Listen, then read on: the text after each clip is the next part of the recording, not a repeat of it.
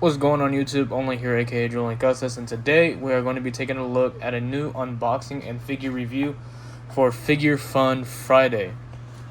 So for the next episode of this one, we are going to be taking a look at the Star Wars The Black Series Boba Fett, the 2026 release of the book of Boba Fett. Now, if you're new to the channel, don't forget to leave a like, comment, and subscribe, and of course, turn on the post notification bell so you do not miss an upload.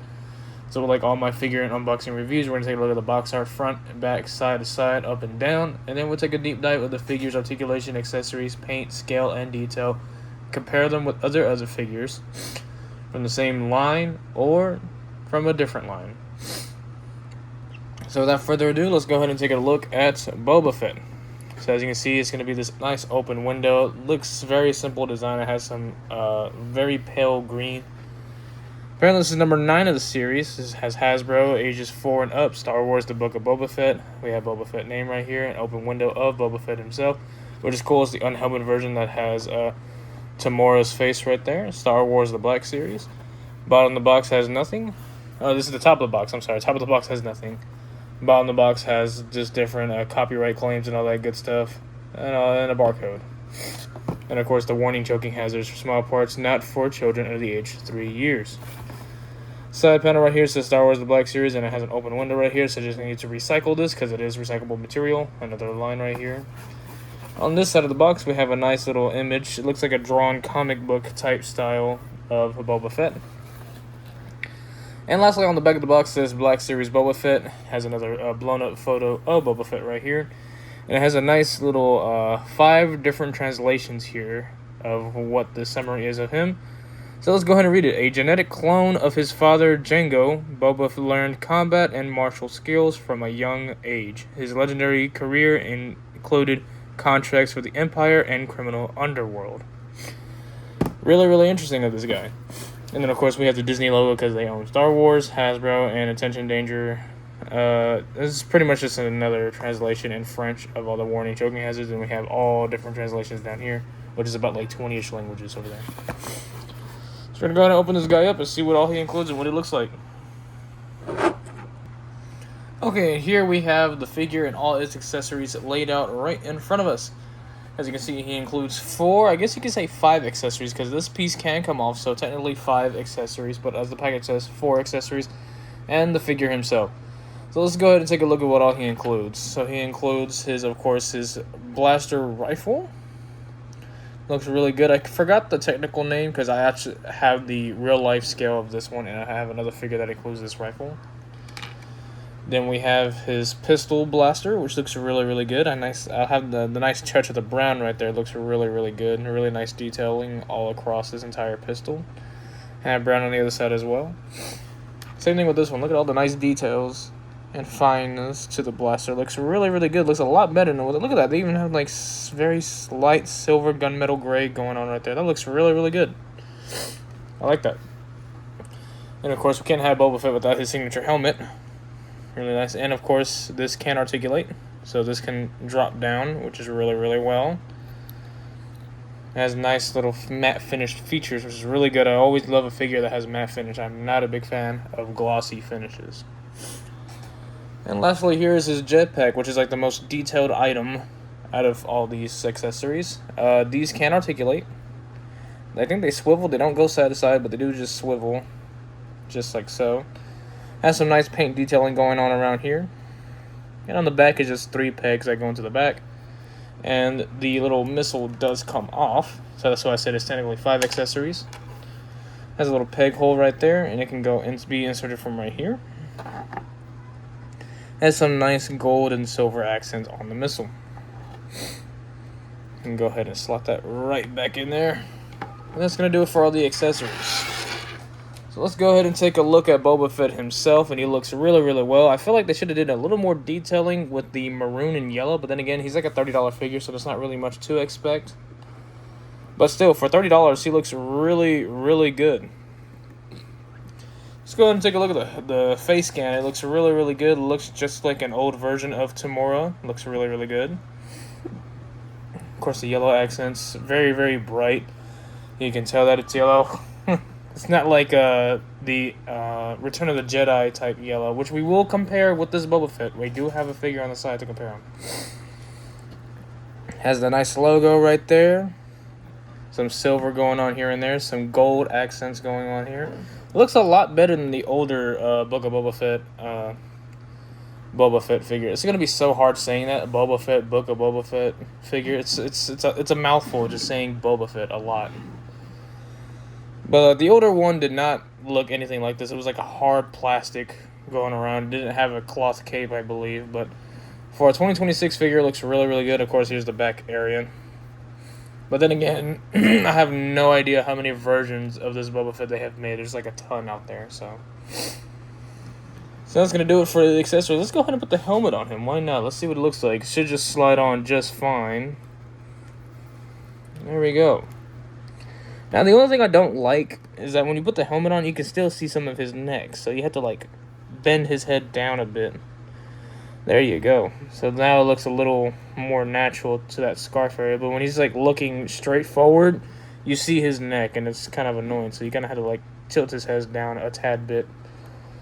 So that kind of sucks. Let's go ahead and take the helmet off and see how tall this guy really is without the helmet. And then we'll see how tall he is with the helmet. So he's going to be standing just shy of 6 inches. He's going to be about 5.7 inches tall to the top of the head, which is going to be about, in centimeters, just shy, a little over 4. It could be 14 centimeters, just exactly 14 centimeters, maybe 14.1 centimeters tall. And with the helmet, that includes the antenna as well, if we can get it on correctly, because I don't know why. These soft goods, sometimes it's good, but it is an annoyance. You feel like you're going to squish something a little too hard. And with the helmet on, including the antenna, that's going to bring it to be about over 15 centimeters tall. And just about 6 inches tall. So there you go. So that's how it makes it considered a 6-inch figure, is the antenna. We're going to go ahead and insert the jetpack right here on the back. And this is how it's inserted. 3 prongs. And it should just fit just fine. Oh, say hello to my cat, guys. This is Miss Stompy. She just wanted to say hi, guys. Let me go ahead and move her out the way. Ugh. There you go. Sorry about that. My cat Stomperton, guys. Everyone, say hi.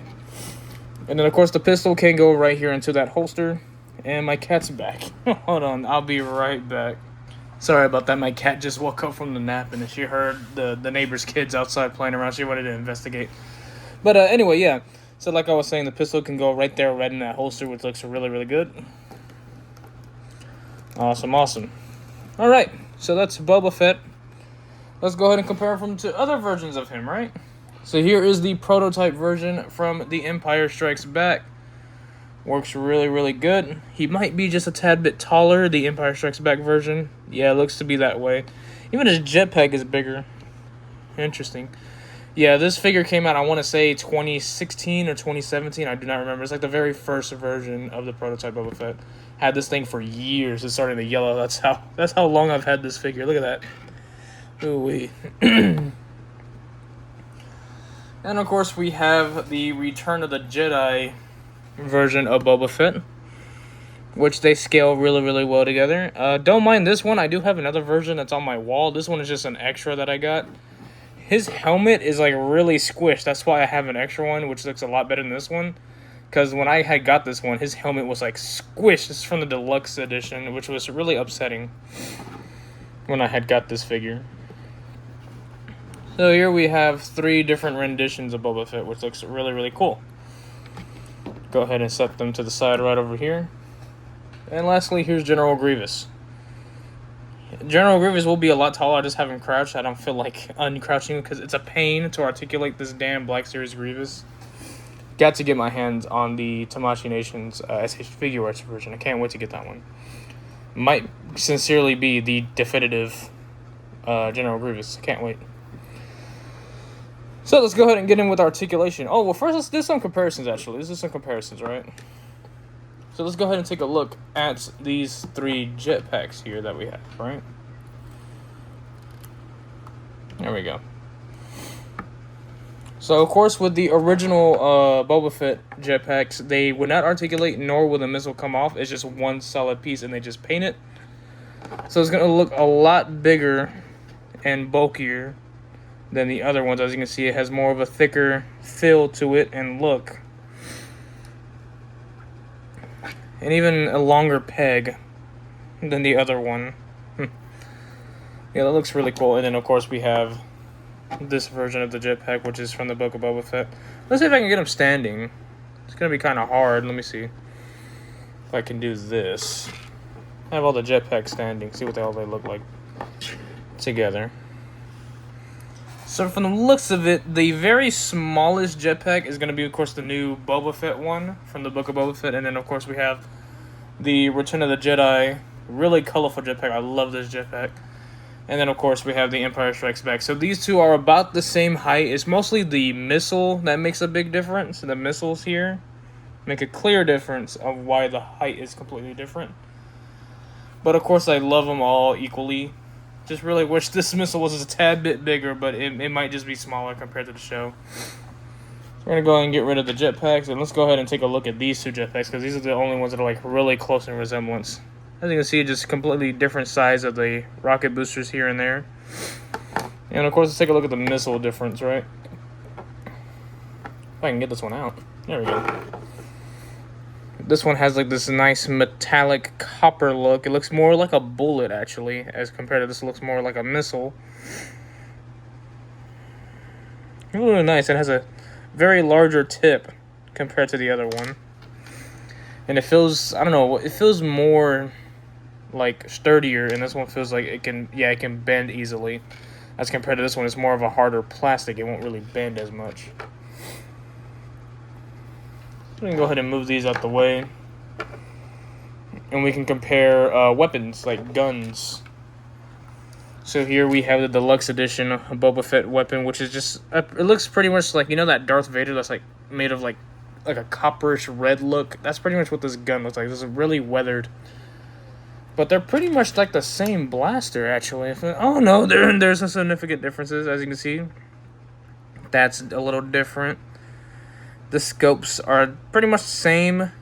They have the overall same silhouette look, but it's mostly the barrel that looks completely different. And of course, this one has more of that revolver look to it, that it has that hammer right here. This one, I mean, it has a revolver look, but it doesn't have the hammer. It has more of a futuristic blaster look as compared to this one, that you can tell that they just put a revolver with a stock and just inserted a pipe right there, and they called it a day, which is really nice to take a look at the old Star Wars stuff, that it was just simpler items that we just made it complex and looks really cool. And comparing the Empire Strikes Back blaster, it's going to look completely different, by the way. Here's the Empire Strikes Back blaster. It's going to be a lot longer, bigger stock here. It's all black, and it has more of a bendable, malleable plastic. And completely different barrels, of course, and it still has that same hammer look, but a fatter revolver handle. So that's going to do it with comparisons over there. Let's go ahead and take a look at articulation of this guy, right? So he's going to have a elbow swivel. He can bring his arm up and down pretty good. It can swivel, not really much 360, because this is going to hinder it, this entire soft plastic right here. Oh, that's nasty. I didn't know it can do that, but apparently the elbow can bend back too before getting stopped by this. So it's on a hinge that can go all the way around. Has an elbow swivel, no bicep swivel at all. Same thing with this one. Does he have a forearm swivel? He does have a forearm swivel. He does have a wrist peg joint with a hinge that can go side to side. Not just a ball peg, but it's just a hinge, which I'm not a big fan of hinge joints. And this one goes up and down. I really hate this. So it has the motion where one hand does this and the other hand does that. So it looks kind of weird. I hate that method at all. I really do. Hopefully one day they'll think, hey, let's go ball peg. Hopefully. So let's take the helmet off so we can take a look at the head. It looks like a double ball peg joint here. One up in the head and one down in the torso. So he can look down pretty far before using the torso. And they can look up pretty, not really much, just very little looking up to make it look like he's at least decently flying, because he can't really, unless he does the torso, so he can really look up. But other than that, He can look up just very little. And the head can go 360 all the way around, of course. Torso is on a ball peg that is from the legs inside the torso that can go up and down, so he can have a decent crunch here, and he can go back very, very well. And he, of course, can do all the way 360 around. He can do a decent split because he has ball-pegged legs. He can kick forward pretty decent unless this will stop it from moving. It's just holstered to the leg. Let's see if he can kick back. Not really. It's going to stop about right there. Has a hinge jointed knee that can look like he has double jointed knees. And, of course, this is on a peg that can swivel around as well. And a cool feature that they've added on this guy, because they always had foot joints like this, right? It does that, and it's on a hinge pegged into the foot as well. He has a decent ankle rock, not really good, but they added something new. They gave them toe joints, so that's awesome. We're moving in a good direction. Because before, they didn't have toe hinge joints. So here's a pretty recent one that they've done. And here's a really older one, so of course they never had toe joints back then. So now they're going a step further. I'm not sure if this is going to be for any future figures as well that they're going to be doing, but it's only for him. Do not know. I have no idea. So he's looking well over 20 points of articulation, which is really good. Also, he comes with a cloth skirt, which is really nice. Really wish they gave this guy a cloth fucking side panel right here, like this little cape right here.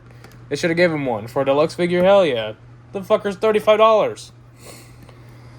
So that's gonna do it for Boba Fett. Really, really great articulation.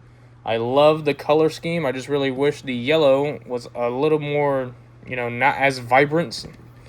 Not sure if it's that vibrant in the show. It's been like years. I want to say like 3 years, maybe 2, since I've seen the show last. It's been a while.